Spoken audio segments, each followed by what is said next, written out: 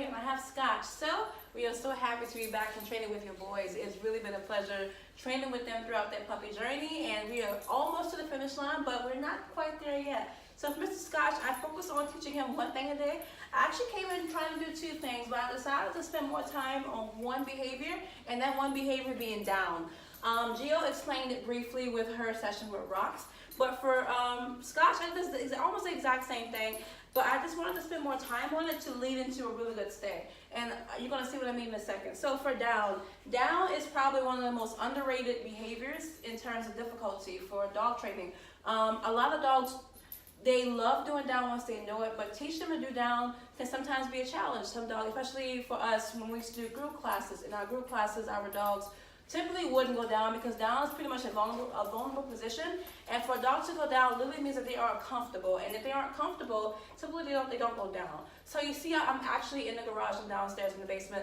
And I'm very quiet environment, not much going on, because I really wanted to make sure that he was comfortable enough to go down. If I try to do this outside, maybe out there in the backyard, he may have done it, but it may have been more difficult because it was so distracting. And even though we didn't hear, he was still distracted by his brother outside working for Gio. So down for him, it worked out, but it could have been more difficult. That being said, I wanted to keep it simple. I first started off with having him sit first. Once the butt is down halfway, that's a sit.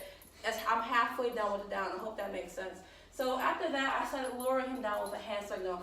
I did not name this down. I want you to name it for us. You may say lay, you may say anything else, but you will see how he learned this without me actually saying anything. It was totally body language. Anyway, I show better than I tell, so hope you enjoy it. And see, I lure him to a sit first with my hand signal. I do have a treat in my hand. We call this a lure, as we showed you in previous videos.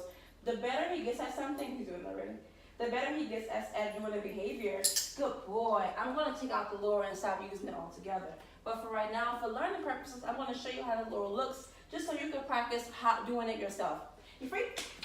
Good job. I'm going to show you again. Lure my hand, treat right there. I do the hand signal sit, and then I lower him down, but he's already doing it on his own. Good boy. Good job. Good job. You free? The way I started down was actually on his level. I actually started doing it just like this. I had him go to a sit, and then I had him go to do down like this. The reason being, the closer I am to his face, the more support I'm offering him, and it was easier to convince him to go down. It's really important that we never push our dogs down to go down. That's actually counterproductive, and they probably won't like that, so they probably won't like the behavior down.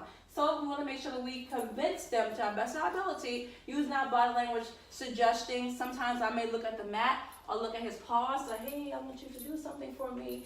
I'm not trying to intimidate him, I'm trying to convince him, that's a good boy, hey, the floor, yes, get down to the floor. And as you see right here, he associates this body stance with down. So to get to the down we want, which is me standing and asking him to go down, I started gradually doing down right here and then doing it like this. Come on.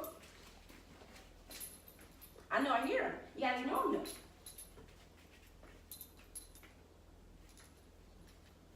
Good boy, good boy. Notice how I'm not saying sit either. I'm only using hand signals. It's really important that you do not, you free? It's really important that you do not, I guess you could say, overspeak whenever you're training something new. We don't want to confuse him. I don't want his down to be sit down. I don't want it to be like that. I want him just to do down. Now I'm putting him into a sit first to help him out, but eventually the better he get at it, he'll just go down immediately without having to sit first. You free? You're free. Now, you're free. Let's explain it for a second. So, I like to make sure that all the dogs that we train understand when they're done with something. It's not fair to make them go down and not give them a release word. The release word is free for me. It's kind of like an at ease, so you're done. And it's really important that we teach this to our puppies in order to get into that state that we really like. And that's what I meant earlier. So, see right now, he's kind of standing up and down. He's offering me down. He's comfortable. He's relaxed. This actually is the beginning of stay for me. I'm probably going to go with a down stay for him because he likes down so much, as you can see. And all I'm doing right now, I'm just clicking for him staying down. It's how you actually start stay, because he's already technically staying in his down. Good boy. And when he's done, you're free, good boy, you're free. I release him, so he's a good boy, kind of giving him a break from that. Because once we get to stay, he probably won't like stay that much, but he would like his down stay, but even still, it's important that we release him. Good boy, now he's already down whenever we're done. You good boy, you good boy. Now, notice that I'm not using a lower anymore. I did a lower first, now I'm just using my hand.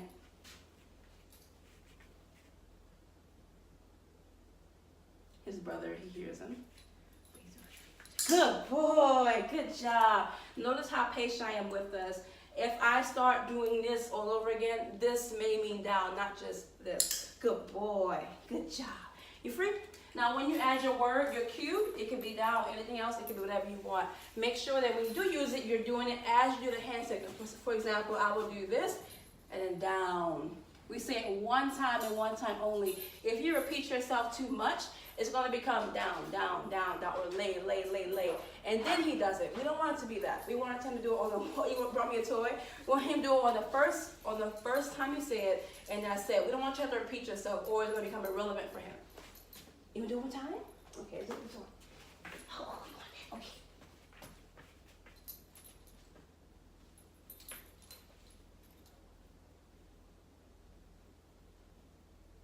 And the last thing I'm going to talk about is what I'm waiting for here. Yes, he's down. Good boy. Good job. Good boy. Good job. But notice how I waited for his hip to roll onto his side. We call it a hip roll. The hip roll is super, super important to me because I know it's going to be harder for him to pop up out of the down versus the down. He's just like this. This is down he does right here. Boop, he pops up. But if he is laying on his side, it's kind of like he's like, okay, I can't get up, I'm just laying down. And it's kind of harder for him to get up and pop up and potentially jump on someone. So we love that down, and it makes the down more concrete and more relaxing for him too.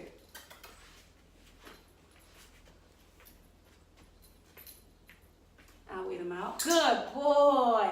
I only click once that hip rolls, and that's why I meant by repetition. First I clicked and treated for him sitting, and then I clicked and treated him going the prancing down, and then I waited for his hip to roll because he did it one time, so I knew he could do it for me. Well, I hope you enjoyed that video. I certainly enjoyed training him today. He did such a good job, and he is growing up. He's getting so big. Oh my goodness. If you have any questions, let me know. And see you later.